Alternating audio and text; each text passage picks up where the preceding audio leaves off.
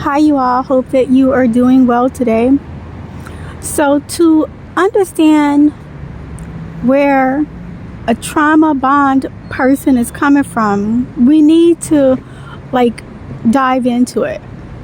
So, with me, after the fire that I was in Detroit, once we were all released from the hospital, I was sent to stay with my aunt because my mother could not take care of my burns. While I was with my aunt, she treated me like a stepchild, like an unwanted stepchild. Once my burns healed enough to where she could whip me, she whipped me consistently for anything. If she didn't like the way that I cleaned the house, she would whip me. She didn't like how I cleaned the kitchen. She didn't like how I swept the floor or cleaned the bathroom. She would whip me. Now, before I came to stay with her, she had 3 children of her own that had their own chores to do.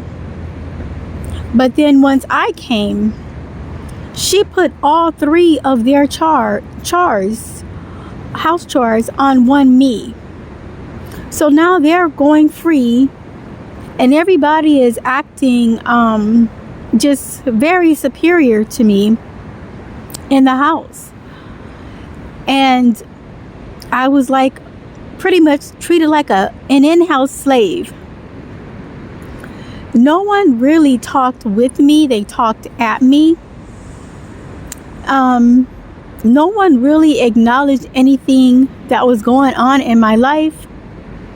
Any kind of issues that could have arisen between me and any schoolmates or at school, they blamed me for it. Anyone who picked on me, they blamed me for that person picking on me. This was not a friendly home. But then there were times when they would have relatives come in.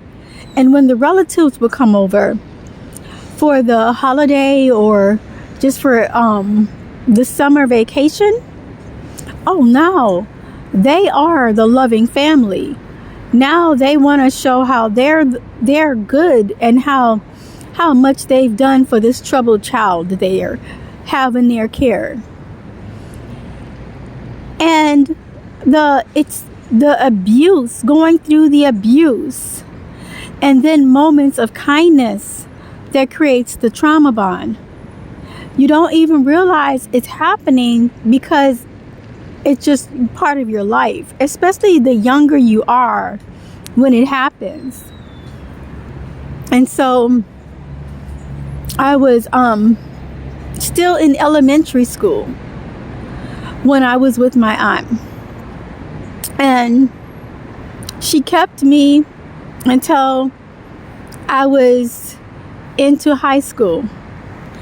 And then I was allowed to be transferred back to my mother. Well, the damage had been done.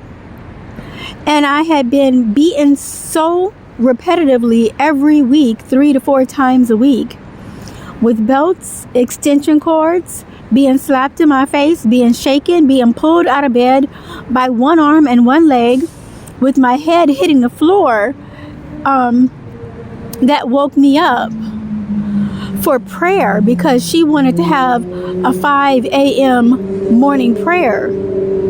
But that's how she pulled me out of bed to come to her 5 a.m. morning prayer.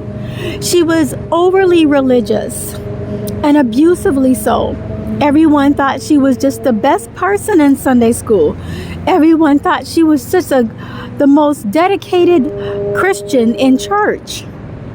This was not someone that I could report on because her image was impeccable to everybody outside. And they made sure that I was beat into silence and fear to not destroy their image. So everybody, when people would come by the house and be like, "You should be so happy to be with this family," oh, I would be I would give anything to be with this family. This is the most popular family in the neighborhood.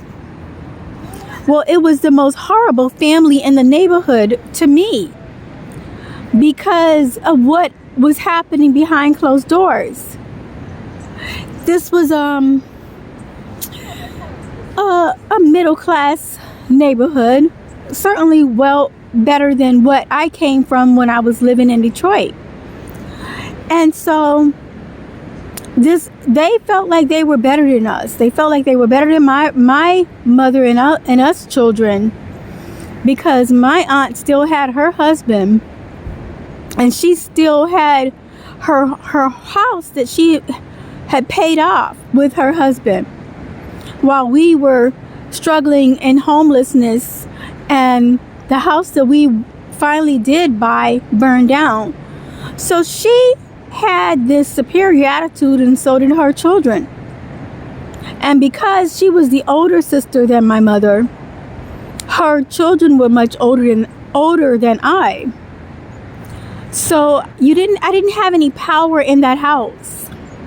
I didn't have any say. And so being a young child and going through that kind of abuse and trauma bonding, it set the stage for later. So when I was returned to my mother and my two sisters, I was already beaten into submission and had fear built into me. And because I desperately wanted to feel a connection to family, because I didn't have any connection with my aunt's family, they knew that. And my younger sister, who's a year younger, she picked up on that. And she had a bullyish nature about her because she was actually taller than both I and my older sister. So she had a bullyish nature about her because of her size.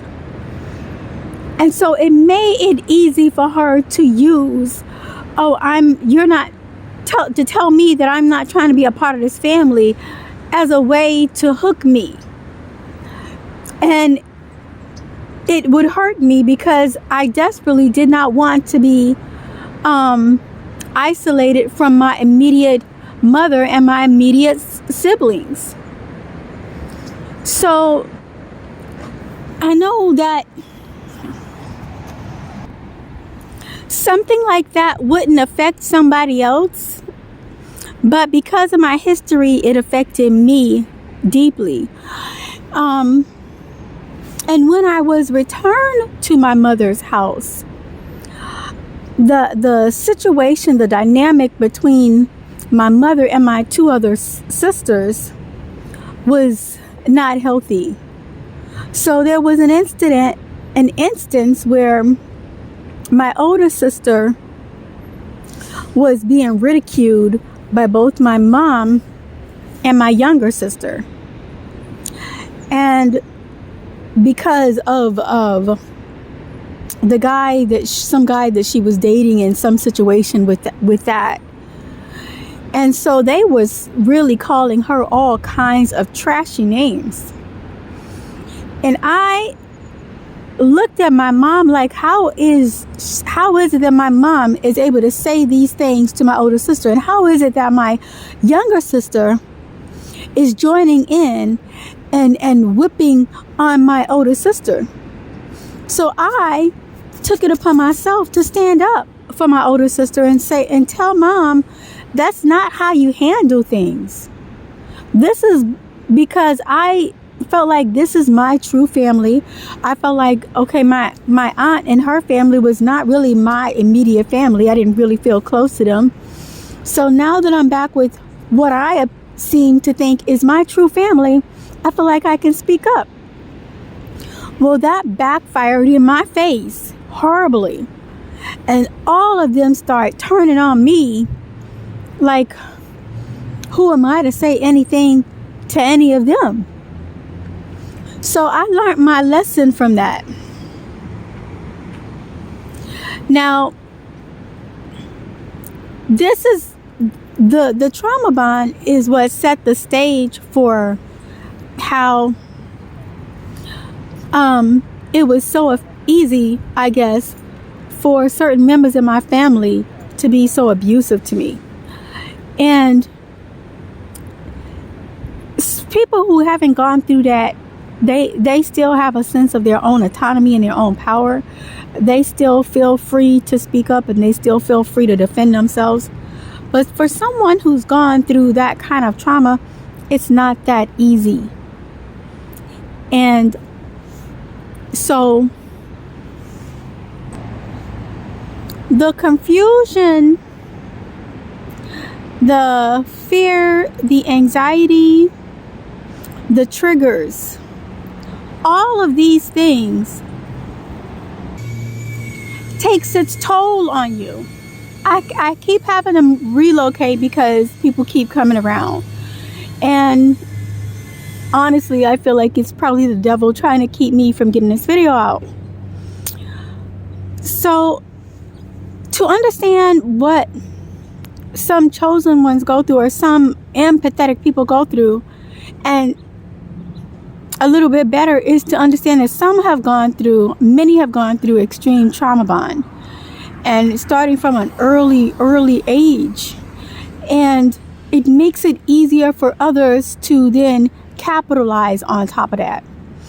So what would seem easy for one child to overcome or to deal with is not easy for someone who's coming out of an abusive situation. So I'm just trying to share a little bit about the effects of trauma bond, and hopefully that will help someone to have a clearer understanding as to how it develops. It's more or less like you're in a situation where you can't get out of. I was in a situation that I could not, it was out of my control. And the beatings were made, I was made to feel like it was my fault that I was beaten.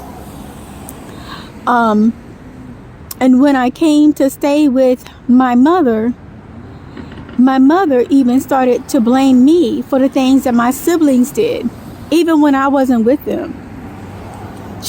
They all found it easy to make me the scapegoat. And so these are just some of the things that some empaths go through. And I just wanted to share that with you all.